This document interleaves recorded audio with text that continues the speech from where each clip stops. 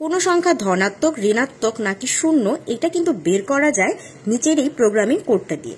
চলো আমরা দেখে নেই কোনো সংখ্যা আসলে পজিটিভ, নেগেটিভ নাকি এটার ভ্যালু একদম জিরো। সো তার জন্য আমাদের মূলত দুইটি হেডার ফাইলের প্রয়োজন হবে, standard input output header file আর console input output header file. এরপর আমরা মেইন দিয়ে ফাংশনটি স্টার্ট করে দিব।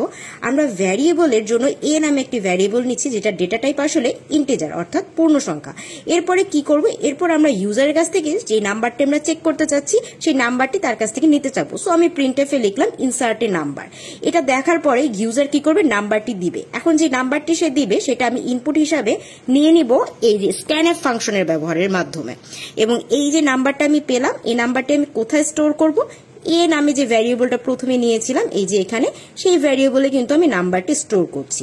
এরপর আমরা একটি কন্ডিশন দিব, যদি সেই নাম্বারটি মানে এ যদি জিরোর চেয়ে বড় হয় তাহলে আমরা বলবো দ্য নাম্বার ইজ পজিটিভ বা নাম্বারটি হচ্ছে ধনাত্মক।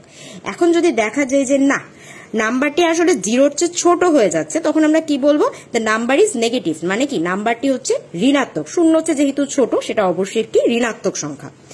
আর যদি দেখি যে উপরে দুইটা কেসের কোনোটাই হচ্ছে না, অর্থাৎ নাম্বারটি শূন্যর চেয়ে বড়ও না, শূন্যর চেয়ে ছোটও না, সো ধনাত্মকও না ঋণাত্মকও না, তাহলে কি হবে, তাহলে আমরা প্রিন্ট করে দেবো ইটস এ জিরো, মানে কি সে একটি শূন্য, অর্থাৎ নাম্বারটি শূন্য। আশা করি এই কোডটি তোমরা বুঝতে পেরেছো।